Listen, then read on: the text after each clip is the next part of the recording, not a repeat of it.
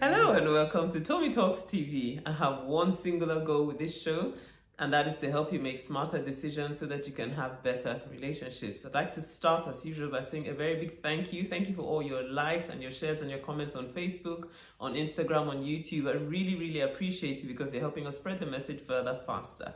So thank you very much indeed. Now today is our 26th wedding anniversary.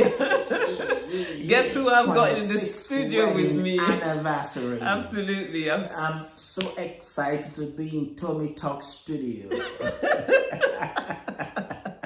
And thank you all for all of your likes and your shares over this many years. It's our joy and a privilege to be able to come across to you. And I know Tomi does this from the depth of her heart.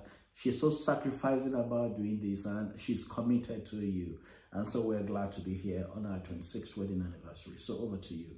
Right, so today we're talking about things that we have learned in the 26 years of our marriage, things that have helped us in 26 years of marriage.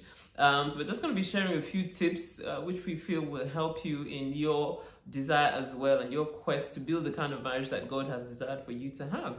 So I'm going to start off with my first one and then switch to him for his first one and so on and so forth. So my first one is Jesus at the center of it all.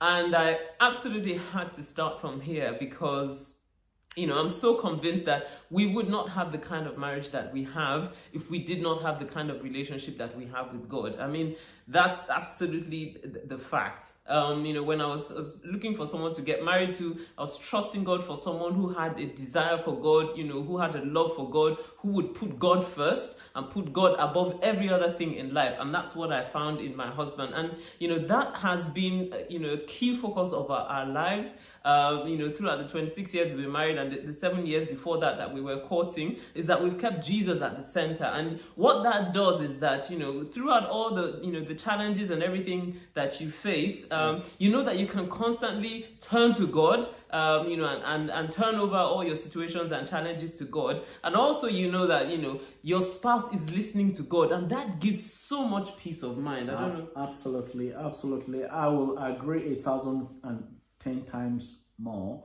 Particularly, it's at the bedrock of everything we do and who we are. Because life comes with its own twists and turns. And without God at the center of it, I'm not really sure, you can guarantee the future.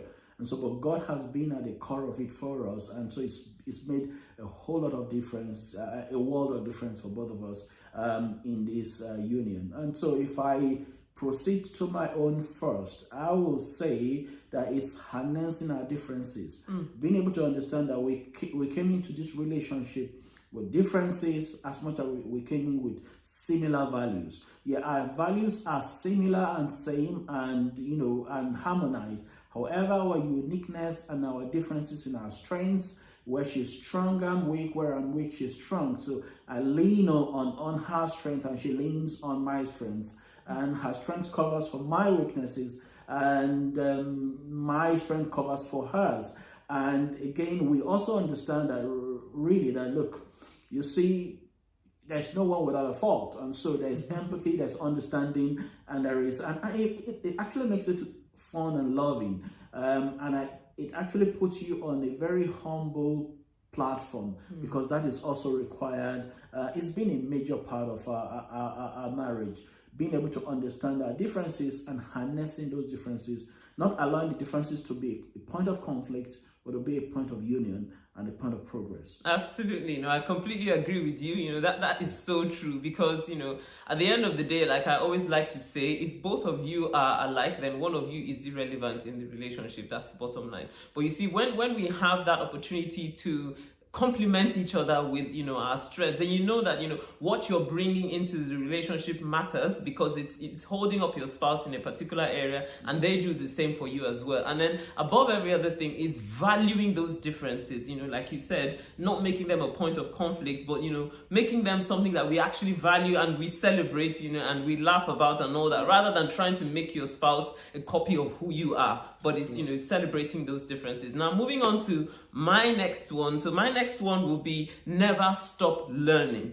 Never ever stop learning. Absolutely. I tell you, this one has been so key for me. I mean, you if you've been following me for a while, you already know my story. And the fact that my parents didn't have a good marriage, so that, they're both amazing people, but somehow they couldn't make it work. And I said to God, look, if this whole marriage thing can work, then you've got to show me how. And I made up my mind from then. I was about 15 then, and I was saying to God, look, show me how marriage works. By the time I'd finished university, I'd read close to 50 books on marriage. Anything on marriage, relationships that I could lay my hands on, I would pursue after. And that has been a constant pursuit. And I've been so blessed to have a husband who's like that as well. So we're constantly pursuing knowledge. When we're courting, we're reading books together, we still exchange ideas, we watch videos, we listen to people who also have made it work in marriage, we read blog posts and all that, always constantly thinking about what else can we learn,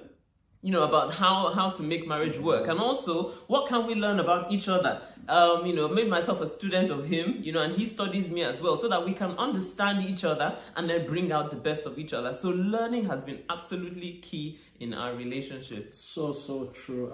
I kind of believe that you are who you are because of the information you have, and that has played so true to be really in our marriage, in our home. I think it's Ruth Graham I read about almost 30 years ago now. That's the wife of Billy Graham. She said, you've got to study your wife or your husband as a rare species and know him or her so well.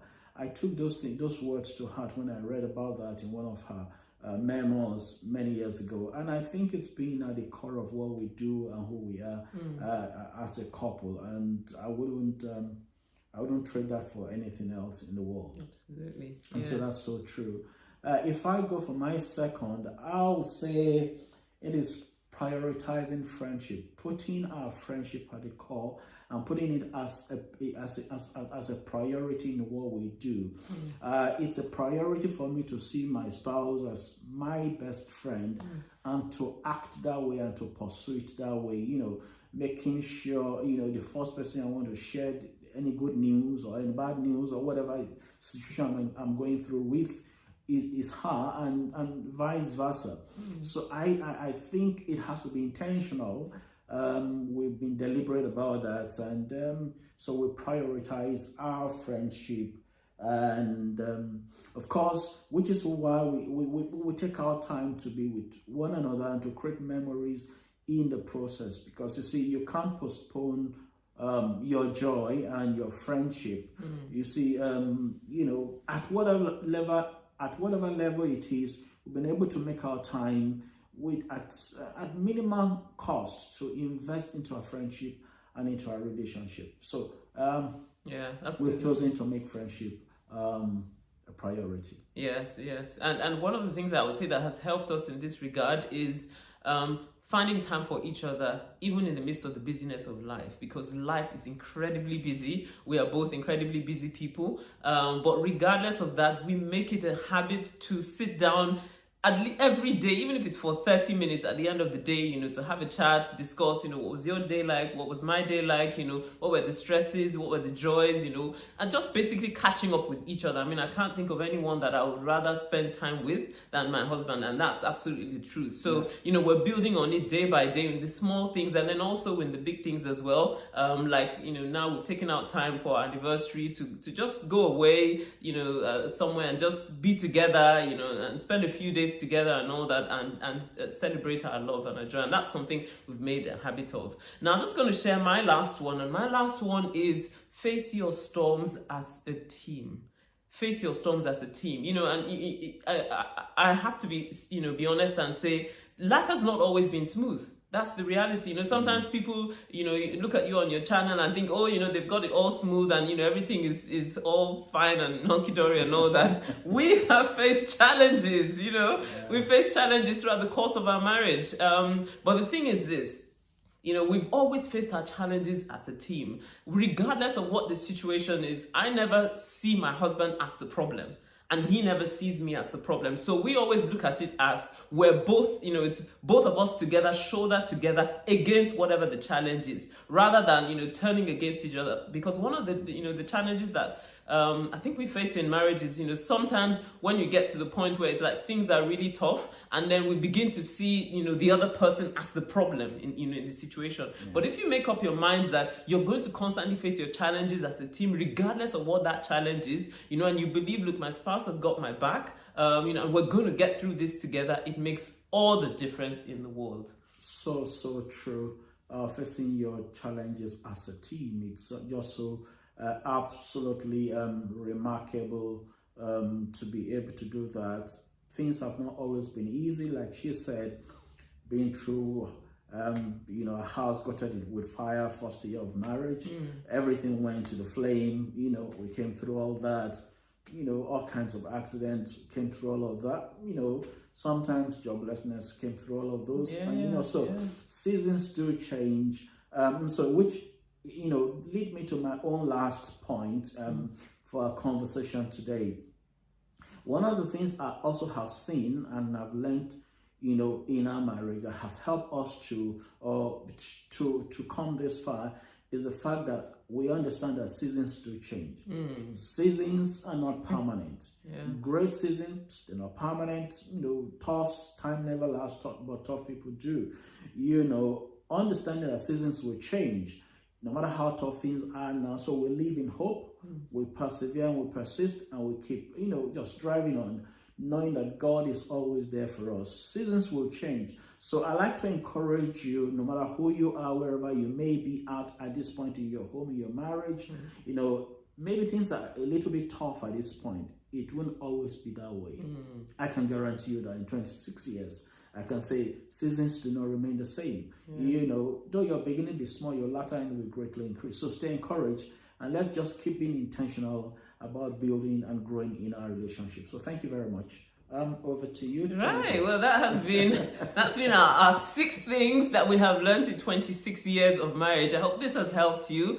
If this has helped you, then please leave me a message on Facebook, on Instagram, or YouTube, or wherever it is you're watching. And if you've got a question you'd like me to answer, then head on over to tomitalks.com/ask, and I'll answer your question next time. See you next time. Bye-bye.